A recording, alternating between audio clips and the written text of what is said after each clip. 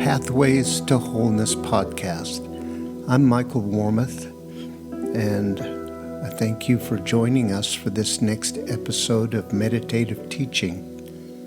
Please note that these meditations were recorded in a tropical environment with the windows and doors open, so you will hear birds and other sounds in the background. Try not to let them distract you from the words. Okay, let's just settle in, relax, maybe take a few breaths and just listen to the music before the teaching starts.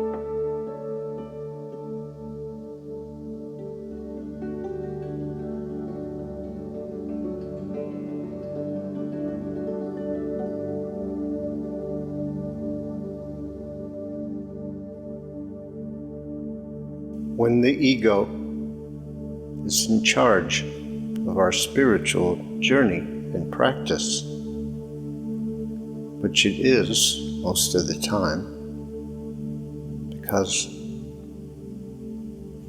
to perceive a need for practice, we must be aligned with the ego. If we weren't, we would have no need for practice. So we can assume that when we sit down, meditate, that we are aligned with the ego, we're identified with it, and that the ego is going to be bringing its characteristic approach to our practice, which means that it'll be filled with rules and ideas of right and wrong and comparisons of good and bad. And it will take on a very serious nature and will seem cumbersome and heavy. If we pay attention to what we are actually doing right in this moment, can discern that there is some belief in the moment that we aren't doing it right, or that we aren't good enough, that there is something wrong, that we have to get to peace, we have to reach the goal. But in fact, peace is already real. Peace already lives within us. Light of the infinite lives within us. We must pay attention, be conscious, be aware what we are bringing to this moment, what judgments, what beliefs. We must evaluate what we are doing and thinking and believing in terms of what we know to be the truth. Is there anything wrong in this moment? Is it true that I am wrong or bad? Is it possible to be doing the wrong thing right now? In the light of truth, none of those questions is true. And so we know then that we're acting in accordance with the ego, that there is some reason we're not willing to let go. The ego is contraction, is holding and limiting, blocking. It is effort. It is an activity of the mind. The reason we claim there is a lack of peace is because peace isn't welcome in our conscious awareness. Not peace itself, of course, but the connection with the heart, which is essential to the experience of peace, is not welcome.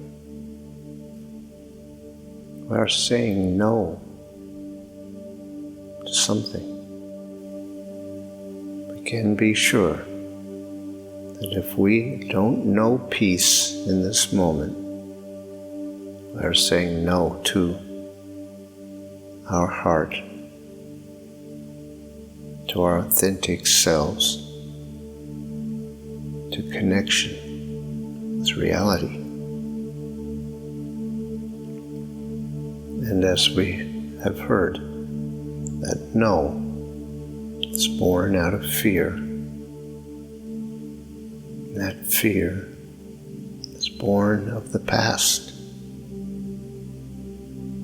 It has no relevance right now. If we truly want to know peace, we must understand that peace is here, that we are blocking it from our conscious awareness, that we are making a decision to keep it out, and that any resistance or holding or symptom we feel is an expression of that no. We have to question, is that really what we want? Do we really want to say no? Why do we say we want peace and then say no to it? In every one of us, there is that which knows the truth, and that which longs for the free expression of our authentic selves, an end to the effort of control and restraint and restriction. Every one of us wants to be free to be who we are. It's to be done with the effort that we make to fit in or look good or whatever it is we think will make us okay. But let us be clear, for it is so easy to forget that there is nothing about the way we look or behave or the amount of money we have or any of that physical appearance that will make us feel okay will make us feel at peace. Doesn't matter what clothes we wear, what we do with our hair, what gym we go to. None of it matters, not one. And none of it can detract from the truth of who we are. We think we lose value somehow if we don't meet certain standards. It's impossible. It takes a very limited view of who we are. Believe that other people's judgments and our own could diminish the truth of us. We insist that we are going to find peace by getting it right. We will find peace when we give up trying to get it right. Becoming conscious and awake means becoming present to what we bring to this moment. What judgments and ideas and beliefs and concepts are we overlaying on reality right now? Be assured there is a reality in this moment that is absolute, universal, and infinite. There is a higher power, an infinite consciousness, creative power, the source of all. Ego doubts, resists, questions, even has contempt for the idea of an infinite source. Because the ego is a creation of a mind that is acting out of fear. It is not a living thing. It is a program. You cannot contemplate truth, because truth is an experience. Truth is knowing. Truth is connection. True source of intelligence. And so, the way to peace requires a change of mind, a change of state, becoming present to what can be experienced. What is the feeling of now? As we become present, we become conscious of our blocks, of our holding. If we do not judge, but if we are light, and gentle and soothing, soft. If we just agree to be present to what is, no agenda other than to stay present, to be with whatever arises within us. And we can begin to let go, begin to see that there is actually nothing to fear. There is no danger in letting go. If strong feelings arise, we want to distract ourselves or shut them down. Don't judge. Just let everything be. There is a wisdom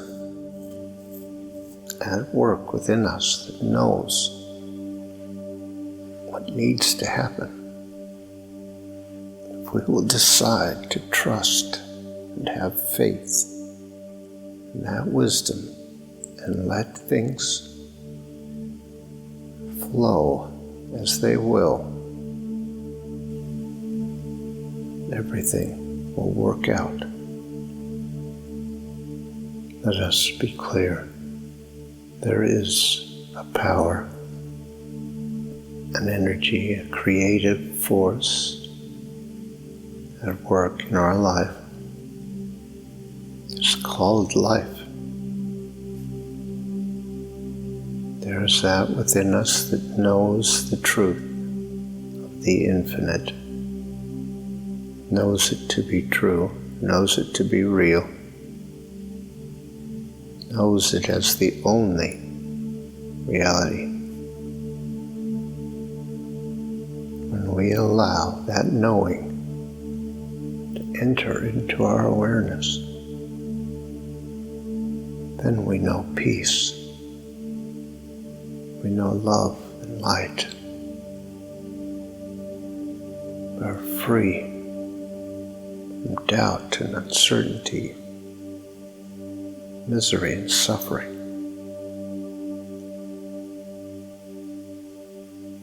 Let us consider that.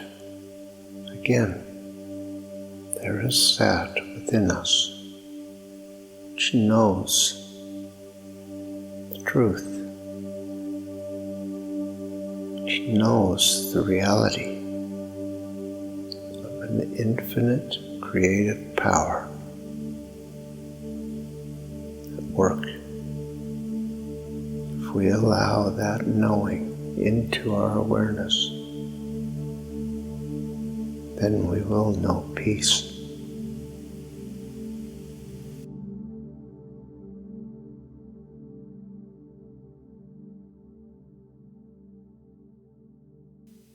Thank you for listening to this episode of our podcast.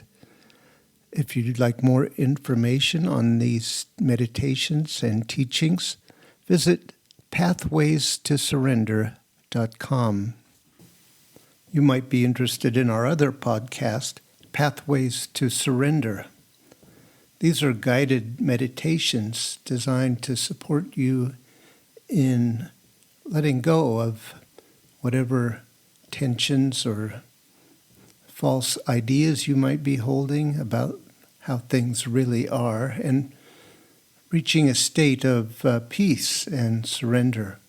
That's Pathways to Surrender.